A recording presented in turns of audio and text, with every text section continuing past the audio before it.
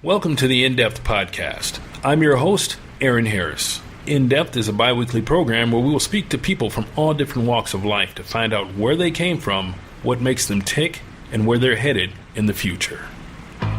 This week, we're going in-depth with meter-maid turned comedian turned actress Jackie Pucci. She began her unexpected rise to fame as a traffic officer in Venice, California, giving parking tickets to people in a way that made them remember her with a smile, and turned into an unexpected invitation to play her day job on a spoof television reality show. Welcome to the show, Jackie. Thank you. Glad to be here. Glad to have you here. Now, a lot of people don't know, well, anybody who's listening to the show pretty much doesn't know unless they know us, that we used to work together. I met you back in 2001 when I was working as a parking enforcement officer, a traffic officer for the city of Los Angeles. And we would work together from time to time, and, you know, we'd go through the streets of Los Angeles assailing citizens with parking tickets and having a good time doing it. And since then, you moved on to some other things. Recently, you retired.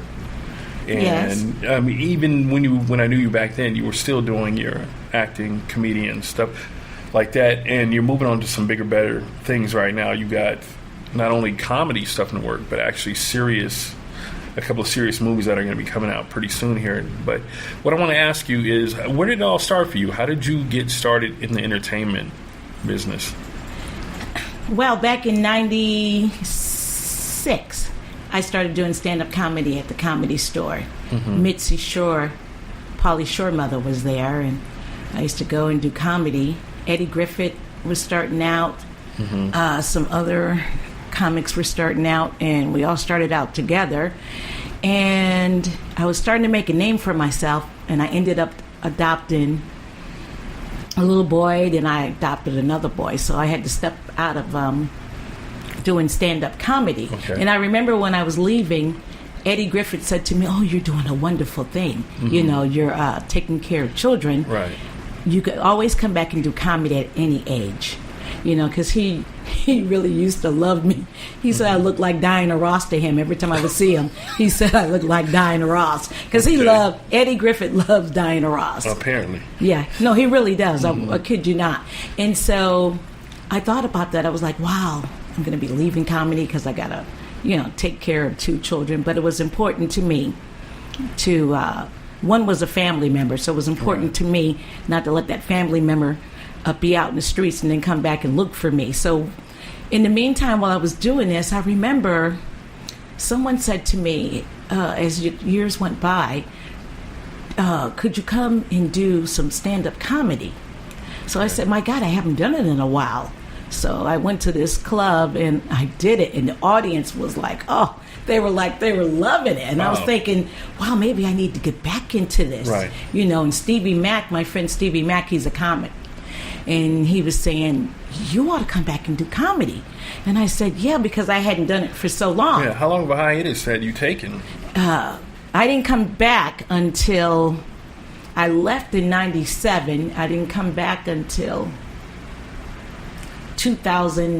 probably 2009. Oh, wow. 2009. Mm-hmm. Mm-hmm. I would do it periodically, the Laugh Factory, with Jamie. Jamie owned the Laugh Factory, and he told me I was going to be famous. I remember him telling me that. Jamie Foxx? No, Jamie, I can't think of his last name, but he owns the Laugh Factory. Jamie Masada. Yeah. Jamie Masada, okay. Yeah, he owns the Laugh Factory, but he told me I was going to be famous, but I would do it periodically because I lived so far away. So then I got lazy and said, oh, this is too hard, taking care of two little boys and trying to do comedy at night. It wasn't working out. Right. So in the meantime, at the beach, I was getting to know everybody. I knew everybody. Yes, because you introduced me to a few people when I was out there with you. Yeah, I knew so many people, and I remember I was always hugging people. It's like a family. Venice is like a family. We all hug each other. Right. And the funny thing is, I thought I was going to be a famous comic before I would get a television series, and it didn't work out that way. What happened, this lady that I used to hug all the time, she used to live in Venice, and she moved to New York. Okay. And she put an ad in the paper that she was looking for the meter maid in Venice that everybody Really? knew. Yeah, the Yo Venice. Oh, wow. It was a Yo Venice newspaper. So she They're came online too. Yo Venice. Right. Yeah, So Yo Venice. she came looking for you. Fame came looking for you. You didn't go looking for I her. didn't go looking for fame, no.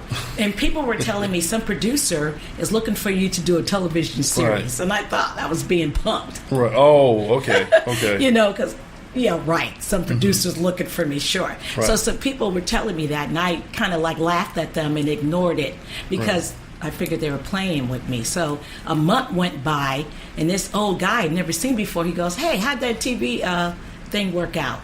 I said, "What TV thing?" He says, that ad that's in the Yo Venice. I said, "Okay, now, I'm looking around like, who put you up to this?" He said, "Nobody."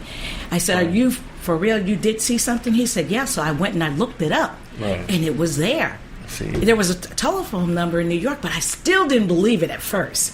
I still thought they're pranking Somebody me. was joking with you. So I called the number, and she was saying, her name was Joanne. She was like, "Do you remember me? I lived in Venice, and you used to hug me all the time." And I was like, no, I didn't remember who she was. But she says, "We want you to do a television series."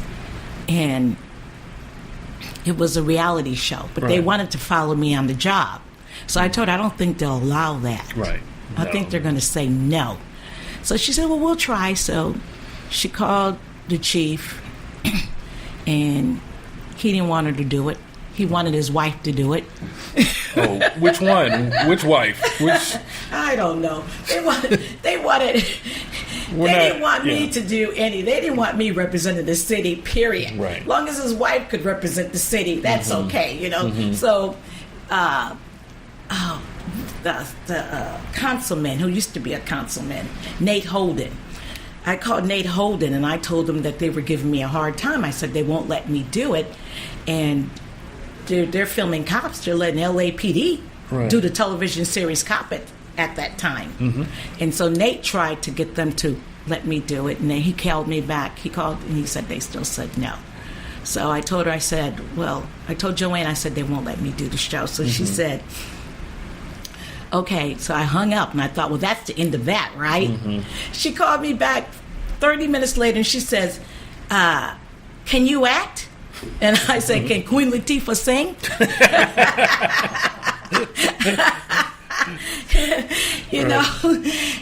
I was just kind of, I was just... being you. Just being me. And she says, "Well, we're going to have a film crew. We're going to let you do a screen test. We're going to come in on a Monday, and we're going to film you." And I was like, wow. So I thought, I got to get some famous people for this screen test so I could get this gig. Right. So I went to downtown Julie Brown. She said yes. And I talked to Wesley Snipes about it, but he was doing a movie or something. He couldn't do it because he was doing something else. So Julie said she would do it. So. You know what's funny is I remember seeing her when I worked down there, and she would give me, because I was a fan. I remember her from the MTV days, but there a lot of times they just want to be private. Celebrities, they just want to live their lives and that kind of thing. And I would say hello, and she would kind of just, that kind of thing. But when you introduced me to her, after that, she would speak to me. Yeah, Julie's so cool. I love Julie. But Julie helped me do the pilot. And Dwight Brown, who used to... Did you know Dwight Brown? I knew Dwight. Yeah, officer? I remember Dwight Brown. Yeah, they helped me. And the day that we filmed, we did the screen test, it was pouring down, raining. It was raining so bad, I thought they were going to cancel it. I was praying they'll cancel it. Right. They don't cancel nothing in the pouring rain. We stood out there from like 8 in the morning till about 6 or 7 in the evening. It never stopped raining. Wow. Even downtown Julie Brown was a trooper. She went through it and everything. And I figured, I'd never done a show before, but I figured I better act my ass off so I could have this gig in the pouring rain, Right. So I did it, and she called me the next day, 2 days later, and told me I had the show. Oh, wow. All worked out. That's how it happened. That's funny. It's just, I I have a belief that I think that God works that way sometimes. Like, you know, the girl called you and then somebody, total stranger, approaches you about the show and how he had seen it and that kind of thing. And I think that was really, you answered that call. So it was there for you. Yeah, that was pretty amazing. Right. The first day that we taped the series, I'll never forget, the crew had worked on other reality shows, so they were professionals. They knew it. Yeah. They knew what the hell they were doing. And I remember Right. I was all over the place, and the producer came over to me. Oh, never mind, I can't tell you this story. Ooh, because we'll get in trouble. Oh, never mind about what happened. Right. I don't want to get them in trouble. Right. Never mind. It Right. would have been a great story. Oh, man.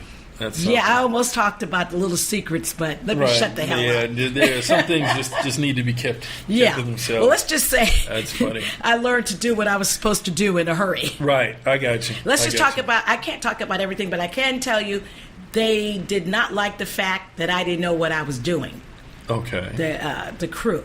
Okay. Yes. Okay. So they wanted me to get my act together. Right. But you know what the funny thing is that you had those little vignettes where you were out, like on a reality show, okay, where you were out on the street and you were confronted with somebody or by somebody about giving them a parking ticket. And then they would cut to you in the studio where you were explaining everything. And it seemed like it was a real thing. Like your acting skills were there. You had the chops for it. Well, thank you. You know, because the people that I got, all those people had actually gotten parking tickets before. Oh, is that from right? me. And so they found these people. No, I just told them, would you like to get your money back? Oh, wow. That's a motivating... Yeah, and they said, heck yeah, so yeah. Okay. Yeah, so I got a lot of people that I give them tickets to come and do reenactments. That's pretty cool. Yeah. That's pretty cool. Well, I remember a couple of times when I was working with you, and it was hilarious because somebody told you one day, they said, why don't you get a real job? And then you told them, why don't you get a real job so you can pay for that fake ticket? Yeah, everybody started laughing. Right. I said it out loud. Right. I was standing right there when you said it. Yeah, that guy didn't know what to do with himself once he said that, telling me to get a... You know, people tell you that all the time, get a real job. What the hell do you think I'm doing? Right. You know, or they'll either say, oh, you were standing here waiting for my meter to expire. And I said, yeah, I ordered a Domino's pizza while I was waiting. So stupid. Like, I'm just going to stand there and wait. Right. You didn't have anything. I mean, come on. I have better things to do, like hug all the cute guys. Right. And, you know, I was more of a socializer than I was a real hard worker. Anybody that looks in your social media will see that you've hugged more than your share of cute guys. Yes, all the cute guys. That's what's the purpose. But my picture isn't on there, and I'm confused. Oh, that's because your ass was ugly. Oh. Well, you know what? That's why I'm doing radio. I have kidding. a face. I have a face for this. Apparently, no. I'm just kidding. No, you meant it. You meant it. Okay, you were a co-worker. No one's trying to hug up on the co-worker. Now I'm going to have to go see my therapist, but it's okay. It's all right, baby. I was hugging up on the fine things. You know what I'm saying? Right.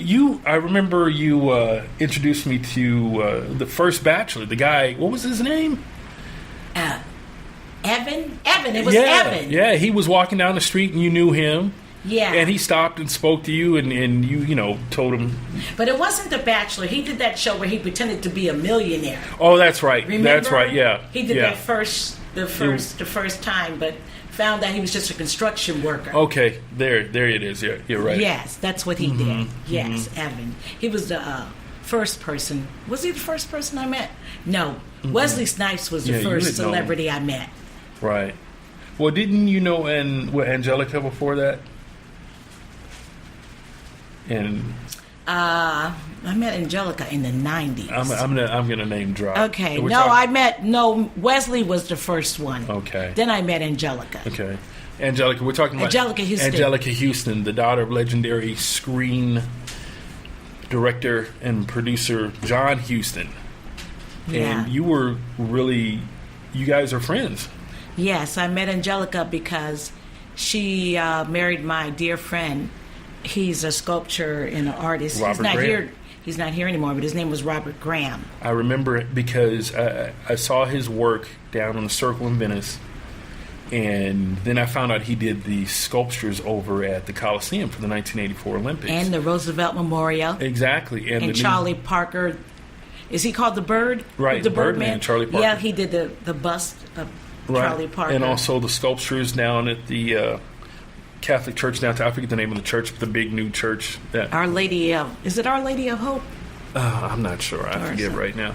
But yeah, he did all that, and I have a Robert Graham story because I used to see him standing on the corner across from his